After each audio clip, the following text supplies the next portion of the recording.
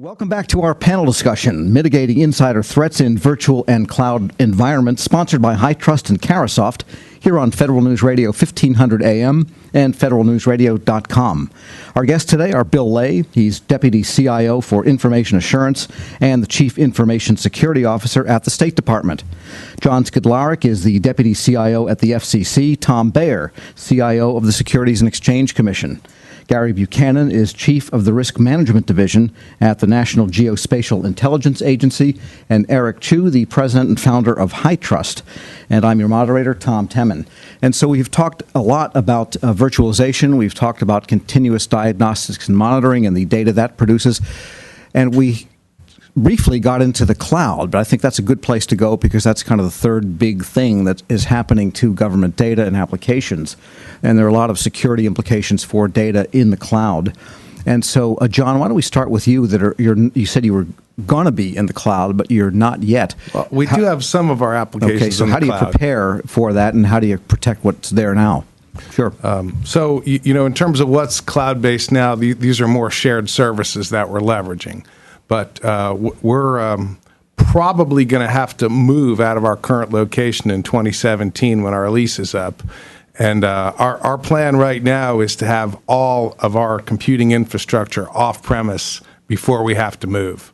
So as we look to where we want to go effectively with the lift and shift of our applications out of our physical space and into a managed service provider facility, I go back to what I said previously that one of the things I will say that we're doing is we're updating our applications. I told you we had some older applications, so we want to modernize them and make sure that we can make them as secure as they can possibly be as we transition them into the cloud. So part of it is good security engineering.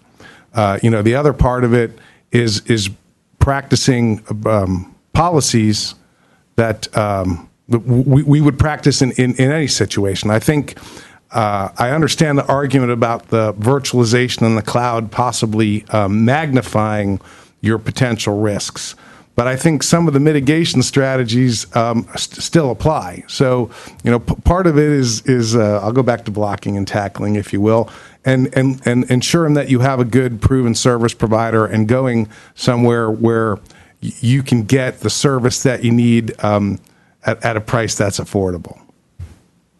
All right. Gary, your take on the cloud, because, again, your data is all mission critical. It's all secret, a lot of it. Mm-hmm. And so what do you put in the cloud, and what do you feel safe doing? Nothing. No, that is not true. So one of the challenges that we're running into with the cloud that I'll speak about is self-provisioning of services and servers and strong configuration management. As John was talking about, back to the basics earlier of sound security engineering practices and building security into a system to start with. That seems to be one of our largest challenges of it's much cheaper and more efficient to build security into a system than to apply it afterwards. And so if we can focus on that part of building our systems, our applications, so that we don't have simple SQL injection errors in our application code, and we don't have weak configuration management, I think that we can succeed and we can put anything that we need in the cloud. Again, configuration management is challenging when you're talking about hundreds and thousands of systems. And being able to be flexible and keep configuration management tight is always a challenge. Yeah, Bill, earlier you said that because of cloud applications, sometimes you don't have the direct view into the environment the way the cloud provider does when it's platform as a service. So let's go over again a little bit how you mitigate that and how you decide what data goes there so that you don't get classified in a mixed environment, or what are the policies there? We're working closely with GSA to ensure as we move into cloud providers for platform as a service or software as a service. The first step is we do an accurate data categorization. Right at the moment, there's no FedRAMP certified vendors that are authorized for high categorization or high impact security. So those data systems we're not going to put in the cloud. We're focused on low or moderate impact level data categorization. So that's the first step. Secondly, as I said before, as we move into a platform as a service, we no longer own or employ the sysadmins. Those belong to the private sector partner. So even though they're no longer Fed or State Department employees, we want to ensure that they've got the right security clearances and they've been well vetted by our private sector partner. A lot of it does come down to how you negotiate the contracts prior to going into these relationships. On our infrastructure side, we're going back and moving from a flat, unsegmented network to a segmented network. That will allow us to segment, again, by data, different levels of risk categorization or different security classes of service. If I want to plug into a Google or Amazon or Microsoft, depending on the type of data or applications that we're going to tie into, that will determine the security controls that we put in place as we interface with those cloud providers. And additionally, we're beefing up our data loss prevention software. Before, we were focused mostly on PII, making sure that Social Security numbers, other types of personally identifiable information do not get out. Now we're really ratcheting that up to include other types of data that we're putting in the cloud. It might be financial or mission-related data, not just PII. And with the State Department, we really have to pay attention to data sovereignty. While we're in 200 different countries, because of federal law or foreign government laws pertaining to the type of encryption software and algorithms that can be used, and the fact that we don't want our data to be taken over by a different country, we do try to emphasize through our contracting where the data actually resides, even though it's no longer stored necessarily under our control. So that one's a bit tricky, but we're paying a lot of attention to that as well. So, Tom, how does that play out? I mean, the SEC holds data, submission data from many companies, 10-4 information and so forth, and yet it's their information, but it's also federal government information, and companies are multinational nowadays. So how does that all play out with respect to where data can or should be stored? How do you manage the whole cloud thought there with respect to especially data storage, but also applications? So we have customers that look at our data all over the world. So in Hong Kong, there may be an investment advisor that at 2:00 in the morning is looking at federal information that's available on the EDGAR system. So our financial filings are very important and very impactful. People trade on that information, and it's important from an accounting perspective. We want to make sure that the integrity of that data is always intact, and because we are sharing the data all over the world, and that sharing of that data is in the cloud, and the edge routers are located throughout the world. We have to, have worked with our cloud provider to ensure that that data is secure, and we believe that they provide as compliant of service that they could possibly do in order to comply with the NIST standards and other things like that.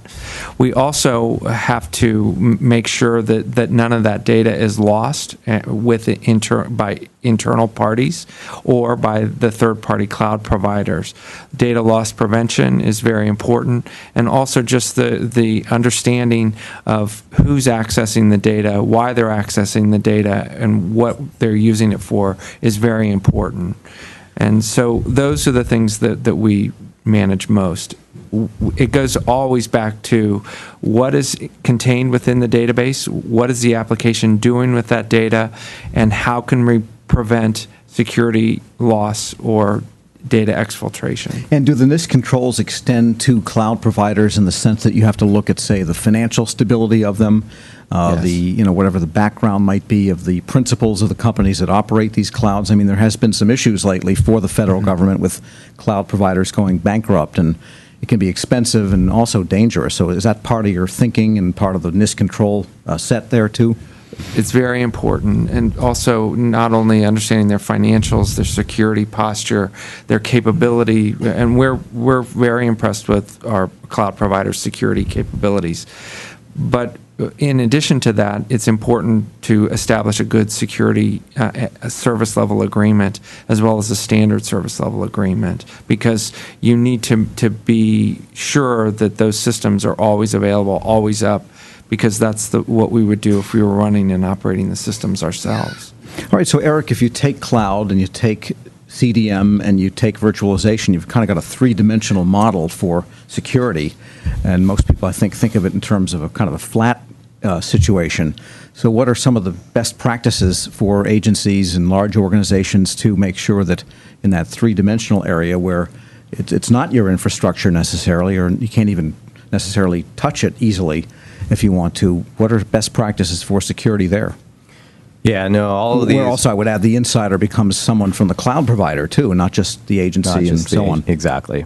No, these are critical issues for every government organization, and these are all in some ways new ground, right? Because you're not only talking about running your entire data center on a virtualized platform, but with virtualization and cloud, that data is highly portable, right? So, how do you ensure that somebody doesn't move that data, into the wrong mission, right? Data center, or classified data into an unclassified environment, right? These virtual machines are portable. They're drag and drop. How do you make sure they don't get connected to the wrong network, right? How do you make sure that a classified virtual machine doesn't get spun up in Amazon? Anybody can do it, right? And part of it is that with a credit card. With a credit card, right? Not only is it portable, and that's a basic tenet of virtualization and cloud, but it's highly agile and dynamic. So you have lots of changes happening every day. How do you make sure that the right changes, the right actions are actually happening? And, paper policies are great from a law and kind of a guidance standpoint, but in the end, you need policy-based controls. You need automation for things like configuration management, and to make sure that the right security policies are being enforced in the systems that they're going into. And one of the topics that we started touching on is how do you control where your data goes and how secure your data is, given the portable nature of cloud. And it's something that is top of mind to us. And we just launched an initiative with Intel around what we call boundary controls, where we can ensure that your virtual machines, one, run on trusted hardware, all the way down to what's called the TXT-enabled TPM module of the chip itself, that it only runs in specified locations that you authorize. And number three, that you encrypt the data within your virtual machines, and you only decrypt it if it's being powered on in that specific location that you're authorizing it to be in. And these are things that not only is it important for government agencies to enforce in their own environments, but it's important for them to ensure that their cloud providers are following those same best practices, and choosing cloud providers that implement those type of tools, right, that automate those security controls. Because in the end, even if you have a well-negotiated SLA, the person who owns liability at the end, if a breach were to occur or if something bad occurred, is the company or the organization, right? It's not the cloud service provider. Correct, yes. I think in the government they call that which belly button do they push. And Gary, with information that is deployed around the world for war fighters and for other operatives in the federal government, and what's your strategy for deploying data in different locations, classified versus unclassified? Well, the strategy has got to be requirements up front that clearly outline the security engineering that's going to be built into a system. And then on top of the engineering that goes into the build, you have to think about your attribute-based access controls. And more importantly, what I'm finding more and more in the community as we centralize things into a cloud is metadata tagging of data. So that not only do you know what the data is, you know who has access to it, and you can confirm through our ABAC systems who has actually touched what piece of data and who's tried to touch pieces of data that they shouldn't. So as we deploy our systems around the world, we're really looking to build them right the first time, to know not only what the data is, who touches it, and who is trying to touch it that shouldn't. Okay, and Bill, we'll give the last question to you. When you're dealing with cloud providers and your own data centers, and there's all this continuous monitoring going on, and you make sure that the logs tell you what you need to know and what might have gone wrong, is there ever a spot where you kind of stop and look at the systems as a whole and say, is this exactly what we want to be? In other words, backing up and not looking at the details so much, but making sure there's coherence at the macro level. Absolutely. It can't be a set of stovepipes of excellence, as we call it. There has to be a systemic approach for holistic security and risk-based decision-making. The problem is you can only step back and admire your work for about 30 seconds because the world continues to move on and new requirements come in out of the blue that you had not planned for. At the end of the day, it really comes down to how you're going to architect and build for capability. You've got to have, as we move into a broader cloud-based environment, outstanding private sector partners that understand the needs of the government and can meet our mission requirements. All right, good place to end on. I'd like to thank our guests today. They are Bill Ley, Deputy CIO for Information Assurance and the Chief Information Security Officer at the State Department. John Skladaric, he is Deputy Chief Information Officer at the FCC. Tom Bayer is CIO at the Securities and Exchange Commission. Gary Buchanan, Chief of the Risk Management Division at the National Geospatial Intelligence Agency. And Eric Chu, co-founder and president of HITRUST. I'm Tom Temin, Federal News Radio 1500 AM and federalnewsradio.com. On behalf of HITRUST and Carahsoft, thank you for joining us for this informative discussion. You'll be presented with some polling questions as you leave the webinar to help us improve future sessions. We appreciate your feedback. We'll have the archive from this session available shortly, and a link will be sent to you for you to share with your colleagues. Those of you who requested a training certificate for this webinar should receive it in the next 2 weeks.